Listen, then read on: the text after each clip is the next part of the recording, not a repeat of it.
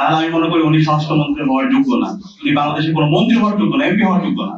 মনে করেছিলাম এই জুলাই বিপ্লবের মাধ্যমে তাদের সংশোধন হবে, এই জুলাই বিপ্লবের মাধ্যমে তারা ইতিহাস থেকে শিক্ষা নেবে, কিন্তু আমরা তাদের ইতিহাসের যে অন্যতম একটা শিক্ষা হচ্ছে ইতিহাস থেকে কেউ শিক্ষা নেব। সেই প্রতারণার রাজনীতি, সেই প্রপঞ্চনার রাজনীতি, সেই চর্চাতরের রাজনীতি আমরা আবার দেখতে পাচ্ছি। সুতরাং আমরা ছাত্র জনতার পক্ষ থেকে বলতে চাই, আপনাদের এখনো সময় আছে, আপনারা সংশোধন হন। যে কথা দিয়েছেন আপনাদের নেতা বাংলাদেশ সরকারের মাননীয় প্রধানমন্ত্রী জনাব তারেক রহমান, তিনি গণভোটে হায়ের পক্ষে বলেছেন, এবং আমরা সবাই গণভোটে হায়ের পক্ষে বাংলাদেশের প্রতিটি প্রান্তরে আমরা ক্যাম্পেইন করেছি।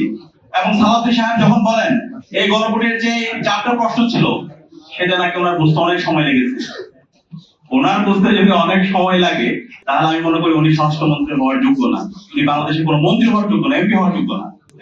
বাংলাদেশের একজন কৃষককে জিজ্ঞেস করেন, সে কিন্তু গণভোটের যে 4টা প্রশ্ন আছে সে বুঝেছে, সে রাষ্ট্র সংস্কার চায়, সেই 72 যে ফেসিবাদী সেই সংবিধান সেটা পরিবর্তন চায়, সেটা সংস্কার চায়, সে বিচার বিভাগের স্বাধীনতা চায়, সাংবিধানিক প্রতিষ্ঠানগুলো সে সংস্কার চায়, সে চায় না বাংলাদেশে আর কখনো আইনাগর তৈরি হোক, সে চায় না বাংলাদেশে কখনো আবার সেই ফেসিবাদী আমলে যে নির্বাচন হয়েছে সেই নির্বাচনগুলো আবার অনুষ্ঠিত হোক, সবাই চায়।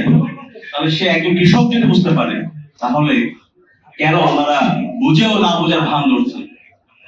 তাদের চোখ থাকার পর আমাদের কাছে তার মনে হচ্ছে তারা অন্ধ, কান থাকার পরও আমাদের কাছে মনে হচ্ছে তারা এখন বধির হয়ে গেছে।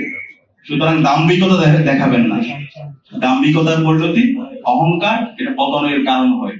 আমরা চাই দীর্ঘ ফেসিবাদ বিরোধী আন্দোলনে আপনারা আমাদের সহযোদ্ধা ছিলেন, আমরা একসাথে লড়াই করেছি, জুলাই বিপ্লবে আপনাদের অবদান আছে।